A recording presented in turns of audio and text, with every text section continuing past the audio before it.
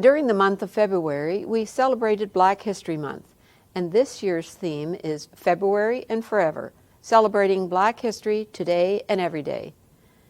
February proclamations included Saturday, February 19th was proclaimed Women's Institute Day, requested by the Bethesda Reach Women's Institute.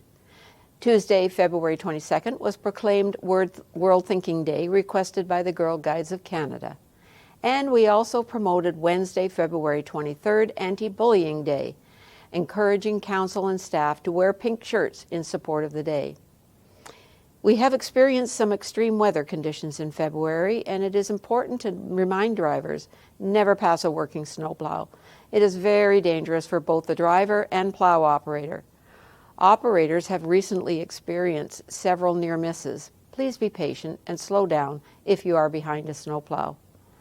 I would like to remind everyone also that it is illegal to park on roads overnight between November 1st and April 15th. As well, it is illegal to park on the roads anytime during a snowfall event. These bylaws are in place to assist our snow clearing efforts, and your cooperation is appreciated. On February 20th, 2022, the township declared a state of emergency due to extraordinary weather conditions.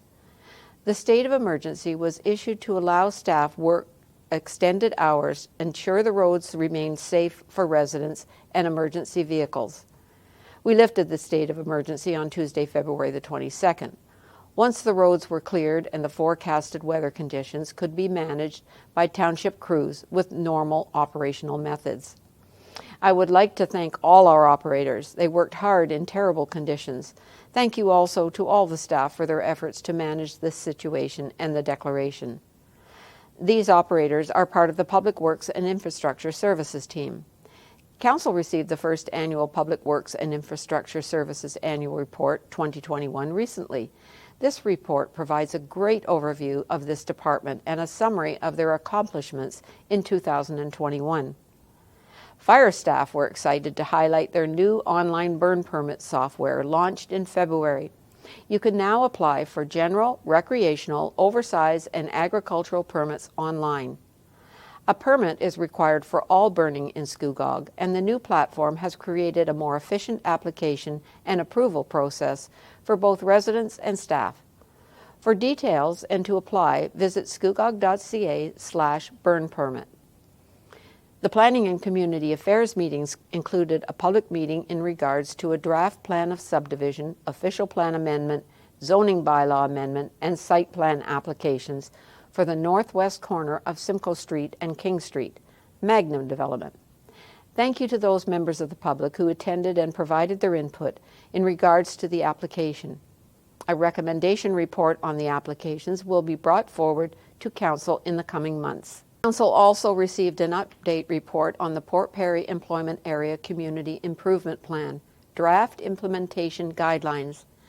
The draft implementation guidelines and applications have been released for public review and comment, available on scugog.ca. The February 28th Council meeting included presentations from the Scugog Housing Advisory Committee with their 2022 work plan and the Downtown Port Perry BIA with their 2022 budget. Both the work plan and budget were approved by Council. Thank you to the Scugog Housing Advisory Committee and the Port Perry BIA for all your work and plans for 2022. Council also awarded contracts for the detailed designs for the Bird's Eye Pool accessible change rooms and Palmer Park washrooms. These initiatives were identified in the Waterfront Action Plan, and it is exciting to see these projects come forward.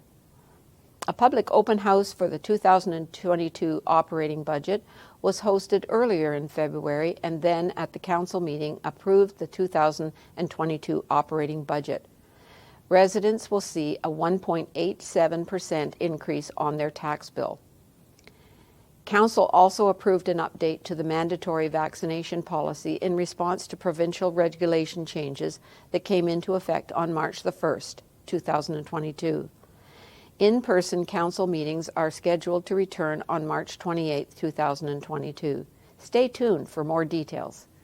Updates will be posted on our website. our municipal office resumed in-person services and capacity limits at the Scugog Community Recreation Complex were lifted. When visiting one of our facilities, you will need to self-screen. Signs are posted on all entrances. You will need to wear a mask and are asked to maintain social distances with people outside your household. Before I conclude, I would like to state that the terrible events happening in Ukraine are felt around the world. Scugog Council stands with the Government of Canada and the countries around the world in condemning the attacks and violence that Russia has taken upon Ukraine.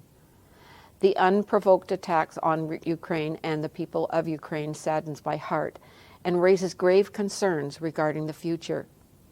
I speak for myself and on behalf of my fellow members of Council in condemning the actions of Russia and pray for the people and country of Ukraine. What we can do as individuals to show our support for the people of Ukraine is to make a donation, if you can, to the Ukraine Humanitarian Crisis Appeal, Red Cross. The Government of Canada will match all eligible donations not exceeding $100,000 made by individual Canadians between February the 24th and March the 18th, 2022. We raised the Ukrainian flag at the municipal office to show that our community stands in solidarity with the Ukrainian people, and our thoughts and prayers are with them. Take care of yourselves, be kind to each other, and stay well.